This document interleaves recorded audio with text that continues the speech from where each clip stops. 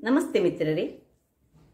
ಇತರರ ನಿಂದನೆಯನ್ನು ಮಾಡುವುದು, ಅವರ ಅವಗುಣಗಳನ್ನೇ ಚರ್ಚಿಸುತ್ತಾ ನಮ್ಮ ಮನಃಶಾಂತಿಯನ್ನು ಹಾಳು ಮಾಡುವುದಕ್ಕಿಂತ ಇತರರ ಉತ್ತಮ ಗುಣಗಳನ್ನು ನಮ್ಮ ಜೀವನದಲ್ಲಿ ಅಳವಡಿಸಿಕೊಂಡು ಗುಣವಂತರಾಗೋಣ ಎಂದು ಹೇಳುತ್ತಾ, ಇವತ್ತು ನಾನೊಂದು ಬಹಳ ರುಚಿಕರವಾದ ಆರೋಗ್ಯಭರಿತವಾದ ವಿಂಟರ್ ಸ್ಪೆಷಲ್ ಖೀರ್ ಅಂತ ಹೇಳ್ಬೋದು, ಅಥವಾ ರಬುಡಿ ಅಂತ ಹೇಳ್ಬೋದು. ಇದು ದಪ್ಪವಾಗಿ ಮಾಡುವಂಥದ್ದು. ಇದಕ್ಕೆ ಹಾಲನ್ನು ಯೂಸ್ ಮಾಡಲಿಕ್ಕೆ ಇಲ್ಲ. ಇಲ್ಲಿ ನಾನು ಸ್ವಲ್ಪ ಕೇಸರನ್ನು ಹಾಲಲ್ಲಿ ಮುಳುಗಿಸ್ತೇನೆ. ಅದರ ಬದಲು ನೀವು ನೀರಿನಲ್ಲಿ ಮುಳುಗಿಸಿಕೊಂಡು ಕೇಸರನ ಕಲರನ್ನು ತೆಗೆಸಿಕೊಳ್ಬೋದು. ಹಾಗಿರುವಾಗ 1 ಸ್ಪೂನ್ ತುಪ್ಪ ಯೂಸ್ ಮಾಡಿದ್ದೇನೆ. ಅದು ಸಹ ಬೇಕಿದ್ದರೆ ನೀವು ಯೂಸ್ ಮಾಡದೇ ಇದನ್ನು ಮಾಡಿದರೆ ಬಹಳ ರುಚಿಕರವಾಗಿದ್ದೆ. ಇದನ್ನು ಕೇವಲ ಹೆಚ್ಚಿನ ಡ್ರೈ ಫ್ರೂಟ್ಸನ್ನೇ ಯೂಸ್ ಮಾಡಿದ್ದೇನೆ. ಹಾಗಿರುವಾಗ ಬನ್ನಿ ಈ ಖೀರನ್ನು ಹೇಗೆ ಮಾಡುವುದು ಎಂದು ನೋಡುವ ಮೊದಲು, ಯಾರೆಲ್ಲ ನನ್ನ ಚಾನಲನ್ನು ನೋಡ್ತಿದ್ದೀರಿ, ಯಾರೆಲ್ಲ ಇನ್ನೂ ಸಬ್ಸ್ಕ್ರೈಬ್ ಮಾಡಿಲ್ಲ, ದಯವಿಟ್ಟು ಸಬ್ಸ್ಕ್ರೈಬ್ ಮಾಡಿ ಸಪೋರ್ಟ್ ಮಾಡಿ ಅಂತ ಹೇಳುತ್ತಾ ಬನ್ನಿ ಅಡಿಗೆ ಮನೆಗೆ ಹೋಗಿ. ನಮಸ್ತೆ ಮಿತ್ರರೇ, ಇವತ್ತು ಒಂದು ಸ್ಪೆಷಲ್ ಆದ ಒಂದು ಖೀರ್ ಮಾಡೋಣ. ನೋಡಿ, ಇದಕ್ಕೆ ಬೇಕಾಗುವ ಸಾಮಗ್ರಿಗಳು. ಇದು ಮಕ್ಕಳಿಗಂತೂ ಬಹಳ ಉಪಯುಕ್ತವಾದುದು. ಈ ಒಂದು ಖೀರನ್ನು ದಪ್ಪವಾಗಿ ಒಂದೊಂದು ಸಣ್ಣ ಗ್ಲಾಸ್ನಲ್ಲಿ ಮಕ್ಕಳಿಗೆ ಕೊಟ್ಟರೆ ಅವರ ದೇಹಕ್ಕಂತೂ ಬಹಳ ಉತ್ತಮ, ಅತ್ಯಂತ ಪೌಷ್ಟಿಕಾಂಶವನ್ನು ಹೊಂದಿರುವಂತಹ ಈ ವಿಂಟರ್ ಸ್ಪೆಷಲ್ ಒಂದು ಖೀರ್ ಮಾಡ್ತಿದ್ದೇನೆ ನಾನು. ಬೇಕಾಗುವ ಸಾಮಗ್ರಿಗಳು ಇಲ್ಲಿ ನೋಡಿ. ಒಂದು 10 ಕ್ಯಾಶ್ಯೂ ನಟ್ಟನ್ನು ನೀರಿನಲ್ಲಿ ಹಾಕೊಂಡಿಟ್ಟಿದ್ದೇನೆ. ಮತ್ತು ಒಂದು ನೋಡಿ ಸಣ್ಣದು, ಇದರದೊಂದು ಅರ್ಧ ಪೀಸ್ ಸಾಕು. ಸ್ವೀಟ್ ಪೊಟೇಟೊ, ಗೆಣಸು ಅಂತ ನಾವೇನು ಕರೀತೀವಿ, ಈಗ ವಿಂಟ್ರಲ್ಲಿ ತುಂಬ ಸಿಗ್ತದೆ. ಈಗ ಹಾರ್ವೆಸ್ಟ್ ಅದರದ್ದು ಮಾಡುವಂತಹ ಟೈಮ್. ಮತ್ತು ನಿಮಗೆ ಬೇಕಿದ್ದಂತಹ ಕೆಲವು ಡ್ರೈ ಫ್ರೂಟ್ಸ್ಗಳು. ಯಾವುದು ಡ್ರೈ ಫ್ರೂಟ್ಸ್ ಬೇಕು, ನಾನಿಲ್ಲಿ ಬಾದಾಮ್ ತೆಗೆದುಕೊಂಡಿದ್ದೇನೆ, ಮತ್ತು ಸ್ವಲ್ಪ ಪಿಸ್ತಾ ತೆಗೆದುಕೊಂಡಿದ್ದೇನೆ, ಸ್ವಲ್ಪ ಒಂದು 3 ಕ್ಯಾಶ್ಯೂ ನಟ್ಸನ್ನು ತೆಗೆದುಕೊಂಡಿದ್ದೇನೆ, ಮತ್ತು 2 ಇಲ್ಲಿ ನಾನು ಈ ಕಾಡಮನ್ ಏಲಕ್ಕಿಯನ್ನು ತೆಗೆದುಕೊಂಡಿದ್ದೇನೆ. ಇಲ್ಲಿ ನೋಡಿ ಸ್ವಲ್ಪ ಸ್ಯಾಫ್ರಾನ್ಗೆ ಏನು ಮಾಡಬೇಕು ಹೇಳಿದರೆ, ಸ್ವಲ್ಪ ಹಾಲನ್ನು ಹಾಕಿಟ್ಟು ನಾವು ಇಟ್ಕೊಳ್ಳೋಣ, ಮತ್ತು ಅದು ಯೂಸ್ ಆಗ್ತದೆ. ಈ ಸ್ವಲ್ಪ ಹಾಲು ಅದರಲ್ಲಿ ಮುಳುಗಿಸಿ ಇಟ್ಟುಕೊಳ್ಳೋಣ. ಇನ್ನೀಗ ಮೊದಲಿಗೆ ಈ ಒಂದು ಸಣ್ಣ ಅರ್ಧ ಪೀಸಿನ ಇದರ ಸಿಪ್ಪೆಯನ್ನು ತೆಗೆದು ನಾನು ಕಟ್ ಮಾಡ್ಕೊಳ್ತೇನೆ. ಆಮೇಲೆ ಏನು ಮಾಡೋದಂತ ಹೇಳೋಣ. ವೀಕ್ಷಕರೇ, ಇಲ್ಲಿ ನೋಡಿ, ಇದರದ್ದು ಒಂದು ಇಷ್ಟು ಸಣ್ಣ ತುಂಡು ಸಾಕು ನಮಗೆ. ಇದನ್ನು ಮೊದಲಿಗೆ ಕಟ್ ಮಾಡಿಕೊಂಡು ನೋಡಿ, ಒಳ್ಳೆ ಬೆಳೆದದನ್ನು ತೆಗೆದುಕೊಂಡ್ರೆ ಒಳ್ಳೆಯದು. ಈಗ ಇದರ ಸಿಪ್ಪೆಯನ್ನು ಒಳ್ಳೆ ತೆಗೆದುಕೊಳ್ಳೋಣ. ದಪ್ಪದಲ್ಲಿ ಸ್ವಲ್ಪ ಸಿಪ್ಪೆಯನ್ನು ತೆಗೆದುಕೊಂಡು ಸಣ್ಣ ಸಣ್ಣದಾಗಿ ಹೋಳುಗಳಾಗಿ ಮಾಡಿ ನೀರಿನಲ್ಲಿ ಹಾಕೊಳ್ಳೋಣ. ವೀಕ್ಷಕರೇ, ಇಲ್ಲಿ ನೋಡಿ ಸಿಪ್ಪೆ ತೆಗೆದಾಯಿತು. ಈಗ ಇದನ್ನು ಸಣ್ಣದಾಗಿ ಹೆಚ್ಚಿಟ್ಟುಕೊಳ್ಳೋಣ. ಸಣ್ಣದಾಗಿ ಹೆಚ್ಚಿಟ್ಟುಕೊಂಡು ಈ ನೀರಿನ ಒಳಗೆ ಹಾಕಿ ಇದರಲ್ಲಿರೋ ಸ್ಟಾರ್ಚನ್ನು ಸ್ವಲ್ಪ ಹೊತ್ತು ತೆಗೆದುಕೊಳ್ಳೋಣ. ನಾವು ಆಲ್ರೆಡಿ ಗೇರು ಬೀಜವನ್ನು ಒಂದು ಸಾಧಾರಣ 5 ಗಂಟೆ ಅಥವಾ 1-2-3 ಗಂಟೆಗಳ ಕಾಲ ನೀರಿನಲ್ಲಿ ಹಾಕಿಟ್ಟುಕೊಂಡಿದ್ದೇವೆ. ಗೇರು ಬೀಜ ಸ್ವಲ್ಪ ಮೊದಲೇ ನಾವು ನೀರಿನಲ್ಲಿ ಹಾಕಿಟ್ಟುಕೊಂಡ್ರೆ ಸಾಫ್ಟಾಗಿ ಒಳ್ಳೆಯದಾಗ್ತದೆ. ಈಗ ಇದನ್ನು ಹೀಗೆ ಕಟ್ ಮಾಡಿಕೊಂಡು ಸಣ್ಣದು, ಎಷ್ಟು ನಿಮಗೆ ಸಣ್ಣದಾಗ್ತದೆ ನೋಡಿ ಅಷ್ಟು ಸಣ್ಣದಾಗಿ ಹೆಚ್ಚಿಟ್ಟುಕೊಂಡ್ರೆ ಆಯಿತು. ವೀಕ್ಷಕರೇ, ಇಲ್ಲಿ ನೋಡಿ ಸಣ್ಣದಾಗಿ ಎಷ್ಟು ಸಣ್ಣದಾಗ್ತದೆ ಅಷ್ಟು ಸಣ್ಣದಾಗಿ ನಾನು ಇದನ್ನು ಹೆಚ್ಚಿಟ್ಟುಕೊಂಡಿದ್ದೇನೆ. ಇಲ್ಲಿ ನೋಡಿ ಇಷ್ಟು ಸಣ್ಣದು ಬೇಕು ಇದು. ಈಗ ಇದನ್ನು ಅರ್ಧ ಗಂಟೆಗಳ ಕಾಲ ನೀರಿನಲ್ಲಿ ಹಾಕ್ಕೊಂಡಿಟ್ಟಿದ್ದೇನೆ ನಾನು. ನಿಮಗೆ ಎಷ್ಟು ಇದು ಹೀಗೆ ನೀವು ಕಟ್ ಮಾಡೋದಕ್ಕಿಂತ ಸ್ಕ್ರೇಪ್ ಮಾಡಿದರೆ ಸಾಕ್ತದೆ. ಸ್ಕ್ರೇಪರಲ್ಲಿ ಮಾಡಿ ನೀರಿನಲ್ಲಿ ಒಂದು 10 ನಿಮಿಷ ಇಟ್ಟರೆ ಸಾಕು. ಅದು ಅದರಲ್ಲಿರುವ ಸ್ಟಾರ್ಚನ್ನು ಬಿಡ್ತದೆ. ಸ್ಟಾರ್ಚ್ ಬಿಟ್ಟ ಮೇಲೆ ಈಗ ನಾವು ಒಂದು ಸಣ್ಣ ಮಿಕ್ಸರ್ ಗ್ರೈಂಡರನ್ನು ತೆಗೆದುಕೊಳ್ಳೋಣ. ಚಟ್ನಿ ಗ್ರೈಂಡರ್ಸ್ ಆಗ್ತದೆ.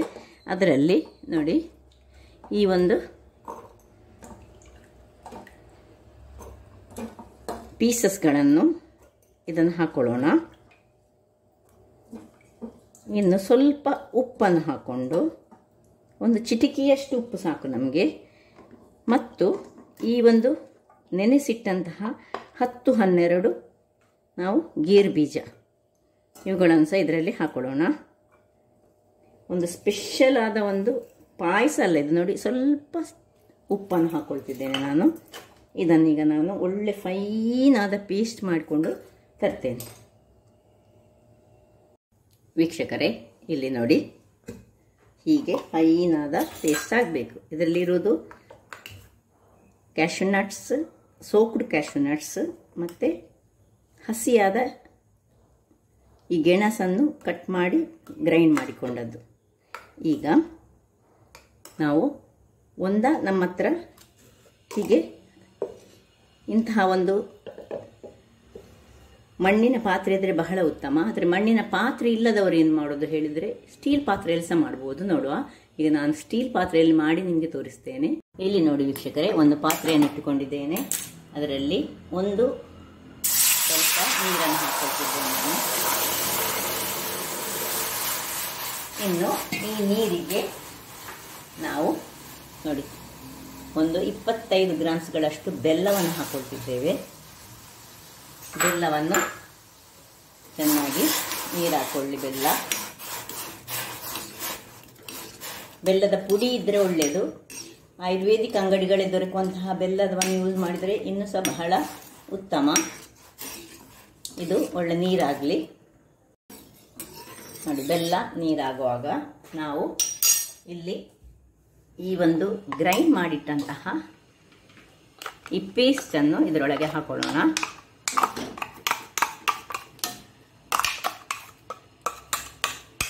ನೋಡಿ, ಹೀಗೆ ಒಳ್ಳೆ ಫೈನಾದ ಪೇಸ್ಟ್ ಆಗಬೇಕಿದು. ಬಹಳ ರುಚಿಕರವಾಗಿರ್ತದೆ ಮತ್ತು ಪೌಷ್ಟಿಕಾಂಶಗಳಿಂದ ತುಂಬಿರುವಂತಹದ್ದು. ಮಕ್ಕಳಿಗೆ ಒಂದೊಂದು ಕಪ್ ಕೊಟ್ಟರೆ ಅಥವಾ ಸ್ಕೂಲಿಗೆ ಇದನ್ನು ಕೊಟ್ಟರೆ ಸಹ ಬಹಳ ಒಳ್ಳೆಯದು. ನೋಡಿ, ಹಾಕಿದ ಕೂಡಲೇ ಒಳ್ಳೆ ತಿರುಗಿಸಿಕೊಳ್ಳಿ. ಸ್ವಲ್ಪ ಉರಿ ಮೀಡಿಯಮ್ ಟು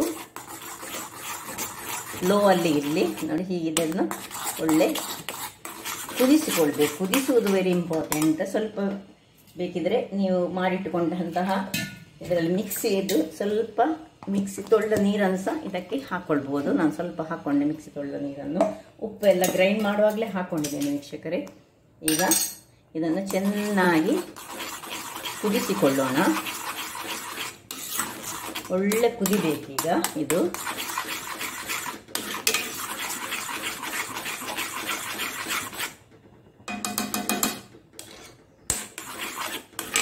ಸಣ್ಣ ಫ್ಲೇಮಲ್ಲಿ ಇಟ್ಟುಕೊಂಡು ಕುದಿಸೋಣ ವೀಕ್ಷಕರೇ. ಇಲ್ಲಿ ನೋಡಿ, ಕುದಿತಾ ಬಂತು. ಈಗ ನೋಡಿ, ಇದು ಒಳ್ಳೆ ಕುದಿಬೇಕು. ಒಳ್ಳೆ ದಪ್ಪ ಆಗ್ತಾ ಬರಬೇಕು. ದಪ್ಪ ಆಗ್ತಾ ಬರುವಾಗ ಈಗ ನಾವು ಇದಕ್ಕೆ ಈ ನಮ್ಮ ಸ್ಯಾಫ್ರನ್ ನೀರನ್ನು ಹಾಕೊಳ್ಳೋಣ. ಸ್ಯಾಫ್ರನ್ ನೀರು ಸ್ವಲ್ಪ ಕಲ್ಲರಿಗೋಸ್ಕರ ಮಾತ್ರ ಇದು.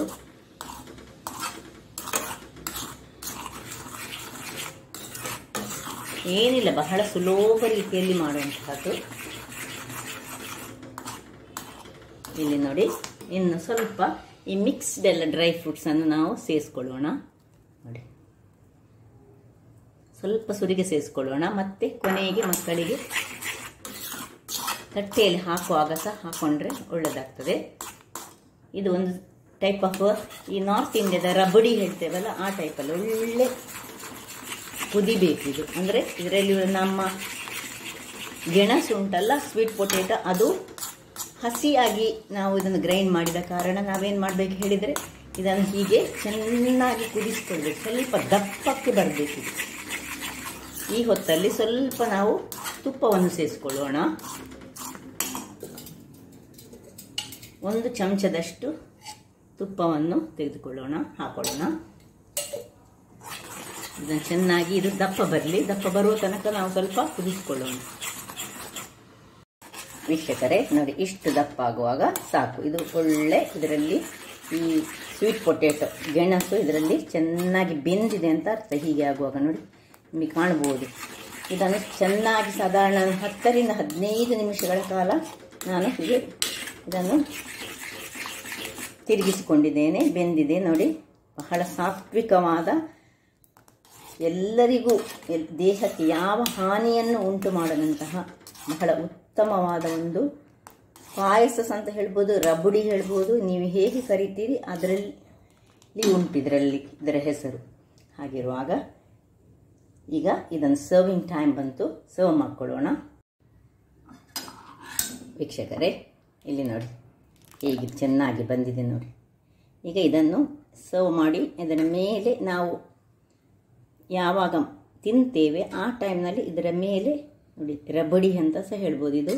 ಇದರೊಟ್ಟಿಗೆ ಬೇರೆ ಏನು ಸಹ ಮಿಕ್ಸ್ ಮಾಡಿಕೊಂಡು ಇದನ್ನು ಬೇಕಿದೆ ಇಡ್ಲಿ ಒಟ್ಟಿಗೆ ಸಹ ಮಿಕ್ಸ್ ಮಾಡಿಕೊಂಡು ತಿನ್ಬೋದು, ಹೇಗೆ ಸಹ ಆಗ್ತದೆ ನೋಡಿ. ಸರ್ವ್ ಮಾಡುವಾಗ ಮೇಲೆ ಸ್ವಲ್ಪ ಈ ಡ್ರೈ ಫ್ರೂಟ್ಸ್ಗಳನ್ನು ಸಣ್ಣದಾಗಿ ಹಾಕ್ಕೊಂಡು, ಮತ್ತು ನಿಮ್ಮ ಹತ್ರ ರೋಸ್ ಪೆಟಲ್ಸ್, ಈ ನಮ್ಮ ಊರಿನ ರೋಸಸ್, ಪನ್ನೀರ್ ರೋಸಸ್ ಇರ್ತದಲ್ಲ ಅದರ ಪೆಟಲ್ಸ್ ಅನ್ನು ಹಾಕಿದರೆ ಸಹ ಆಗ್ತದೆ, ಅಥವಾ ಇಲ್ಲದಿದ್ದರೆ ಹೀಗೆ ಪೆಟಲ್ಸ್ ಹಾಕಿ ಮಾಡಿದರೆ ಸಹ ಬಹಳ ಚೆನ್ನಾಗಿ ಬರ್ತದೆ, ತಿನ್ನಲಿಕ್ಕಂತೂ ಬಹಳ ಉತ್ತಮ.